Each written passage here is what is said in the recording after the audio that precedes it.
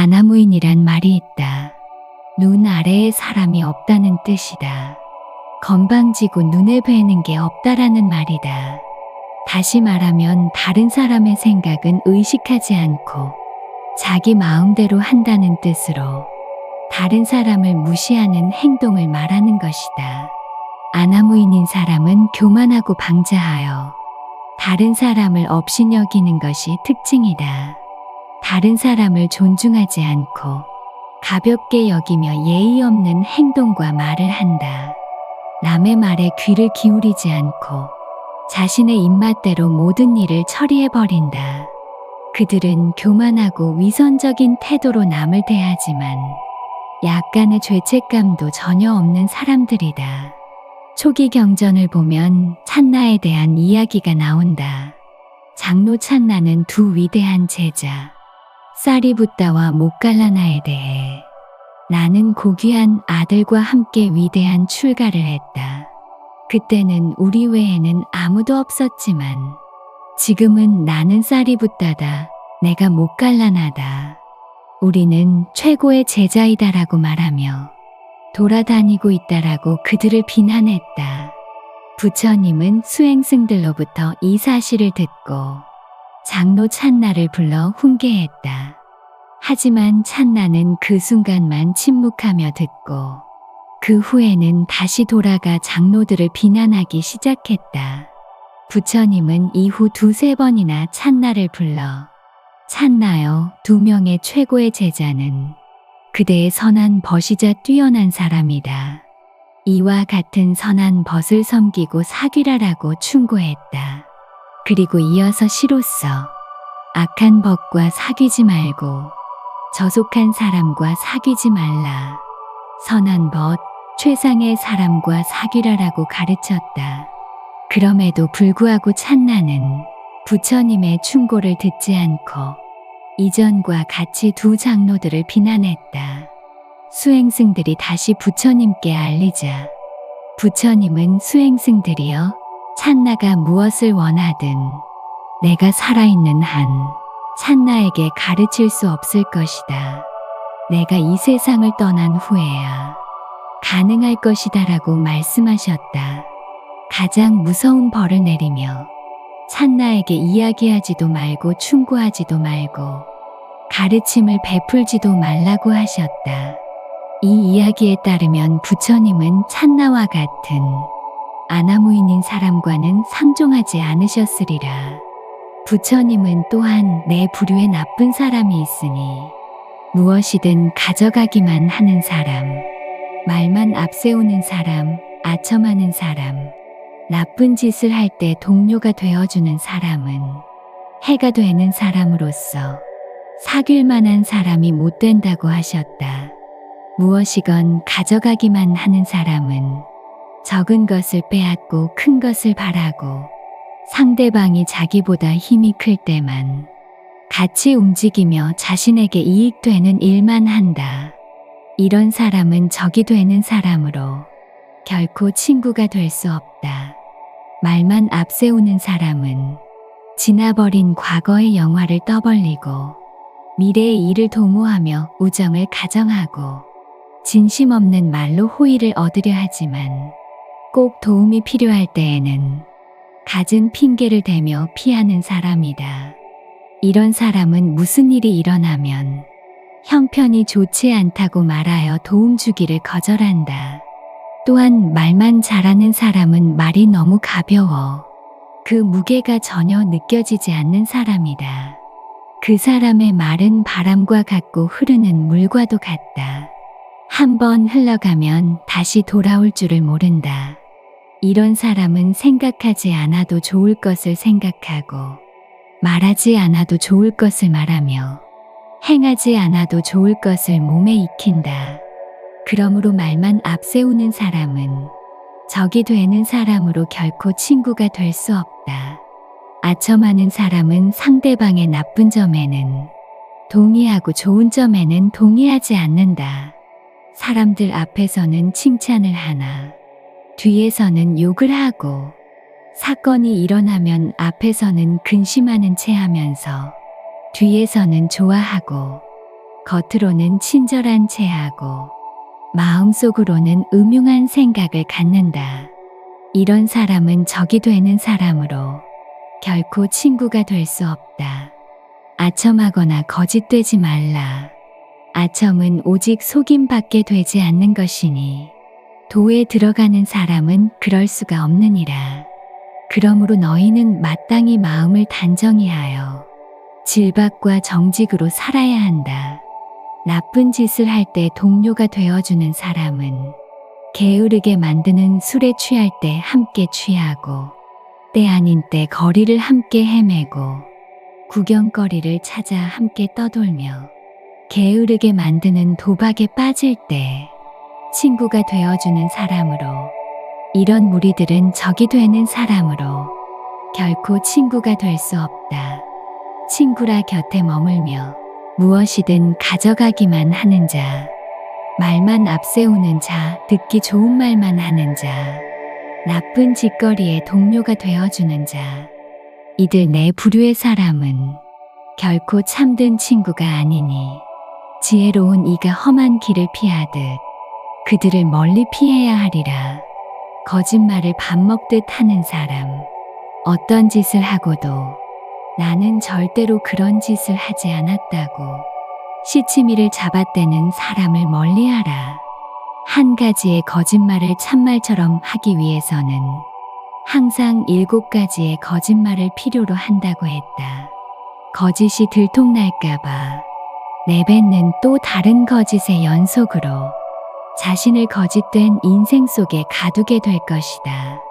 진리를 어기고 거짓말을 하고 그 후에 삶에 무관심한 사람에게 그가 감히 하지 못할 악이란 없다. 또 남의 잘못을 콕 집어내는 사람이 있다. 자신이 남보다 뛰어나다고 생각하기 때문에 남의 허물이 크게 보이고 잘 보이는 것이다. 그리고 그 허물을 보면 지적하고 가르치고 싶어 안달이 난다. 상대가 듣기를 원하든 원하지 않든 뱉어버리니 논쟁이 벌어지고 싸움이 일어날 수밖에 없다. 자기 앞가림도 못하면서 계속 지적질만 하는 사람치고 진심 어린 사람이 없다. 이런 사람은 대꾸하지 않고 그냥 멀리하는 것이 좋다. 고운 말에 힘쓰고 나쁜 말을 하지 말며 말했거든 과보를 두려워하라. 악으로서 간 것은 화로써 오니 칼날이 자기 몸에 돌아오리라. 언제나 착한 말을 하는 사람은 먼 데에서 울려오는 종소리처럼 칭송하는 명성이 넓게 퍼져서 세상을 안락하게 살아가리라. 항상 입을 지키고 조심하여서 원한으로 악한 말을 하지 말라. 지혜로운 이는 나쁜 말을 하지 않음으로써 두려움을 없애고 선을 지킨다. 부처님은 일찍이 인간의 어리석음에 대해 설파하시며 인간의 어리석은 것은 바로 인간의 욕심이 만들어내는 5가지 더러움, 오욕 때문이라 하셨다. 오욕이란 것이 있다. 재물욕, 색욕, 식욕, 수면욕, 명예욕으로 인간의 고통이란 것이 전부다. 이 5가지 욕심에서 나온다. 사람들은 누구나 이 오욕을 갖고 싶어 하고 끝없이 탐을 내기 때문에 다른 사람들과 갈등을 일으키게 된다는 것이다. 그래서 우리는 탐욕을 더러움이라고 하는 것이다. 부처님은 이 오욕이 곧 죄의 근원이 되므로 오욕에 탐착하지 말라고 가르치신다. 지나치게 재물을 탐한다든지 지나치게 색을 즐긴다든지 지나치게 먹는 것을 탐한다든지 또 지나치게 잠만 잔다든지 지나치게 명예를 쫓는 사람은 추잡하고 상종하지 말아야 할 사람이다. 재물 그 자체는 나쁜 것이 아니다. 문제는 그것에 얼마나 집착하는가에 달려있다. 재물이 주는 진짜 즐거움은 그것을 바르게 썼을 때이다. 죽을 때 재물은 아무 소용이 없다. 재물욕이 지나치면 돈을 벌기 위해서 부정한 행위를 예사로 하게 될 수도 있으므로 우리의 욕심을 채우기 위해서만 재물을 쫓는다면 우리 마음에 독이 될 뿐만 아니라 고통이 뒤따르게 되는 것이다.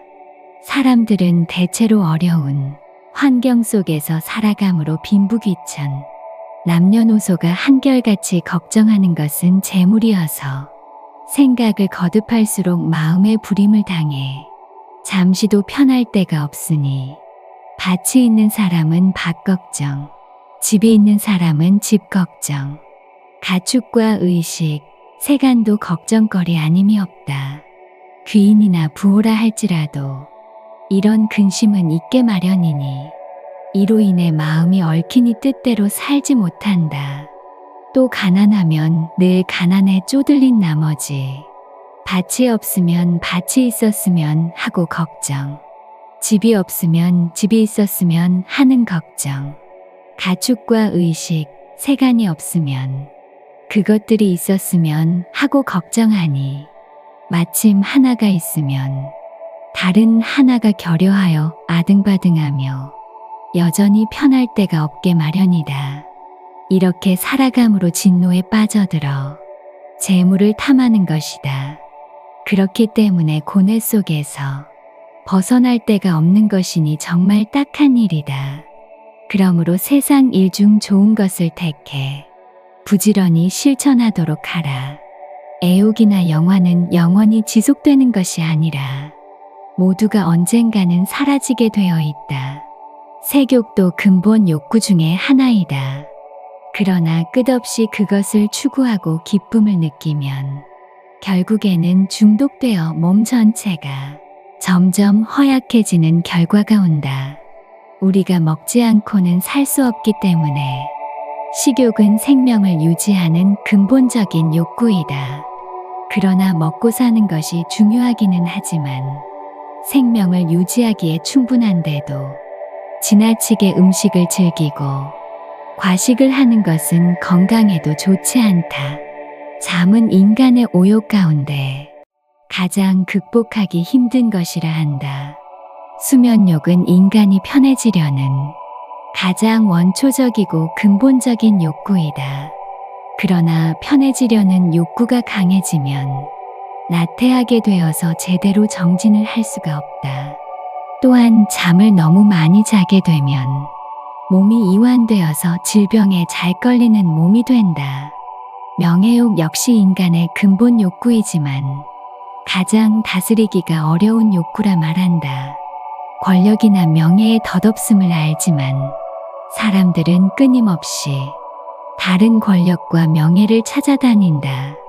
이는 나를 알아주기를 바라고 스스로가 다른 사람에게 영향력이 있는 사람이 되고 싶은 마음에서 비롯된 것이다. 호랑이는 죽어 가죽을 남기고 사람은 죽어 이름을 남긴다는 속담이 있다.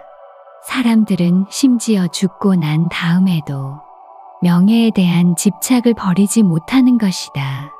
다산정약용은 이런 명예를 얻고 난 다음 교만한 태도로 공연한 비방을 부르지 말 것을 당부했다. 이름 얻기 진실로 쉽지 않지만 이름 속에 처하기란 더욱 어렵네.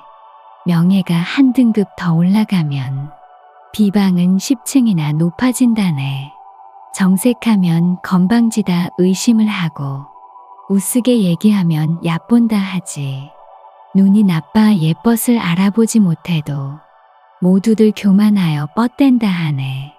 사람은 스스로를 통제하려고 해도 이 오욕에 사로잡혀 잘 다스려지지 않는다. 잘 살려고 하면 할수록 점점 더 불행만 닥쳐오는 것이다. 그러므로 지나치게 오욕에 집착하고 사로잡힌 사람은 멀리하는 것이 좋다. 그것이 고통이 되어 그 자신을 괴롭히기도 하고 다른 사람을 괴롭히기도 하기 때문이다. 지혜로운 사람이라면 악한 사람을 친구로 삼지 말아야 한다. 화 잘 내는 사람, 시기심 많은 사람, 남이 못 되는 것을 좋아하는 사람을 친구로 삼지 말아야 한다. 이런 나쁜 사람과 사귀는 것은 불행이다. 지혜로운 사람은 믿음 있는 사람, 유쾌하고 지혜롭고 두루 많이 배운 사람을 친구로 삼아야 한다. 이런 훌륭한 사람과 사귀는 것은 행운이다. 악한 사람, 지나치게 욕망에 사로잡힌 사람들과는 상종도 하지 말라. 일단 이런 이들과 만나다 보면 어울리게 되고 어울리는 이상 서로 영향을 주고받기 마련이다. 사람이라면 누구나 주변인에게 영향을 받는다. 금묵자흑이라는 사자성도 있지 않은가. 한마디로 나쁜 사람과 사귀면 자신도 나빠지고 좋은 사람과 만나면 자신도 좋은 사람이 될 수밖에 없다는 뜻이다. 향기로운 방에 들어가면 향내가 몸에 스며들고 변소에 들어갔다 나오면 악취가 풍기기 나름이다. 사람이 살아가는 주위 환경이나 분위기는 알게 모르게 그 사람을 환경에 젖어들게 하는 것이다. 따라서 처음부터 얽히지 않도록 살펴야 한다. 그리하면 관계를 끊어낼 때 그간 함께한 시간에 대한 아쉬움과 고통도 겪지 않을 것이다.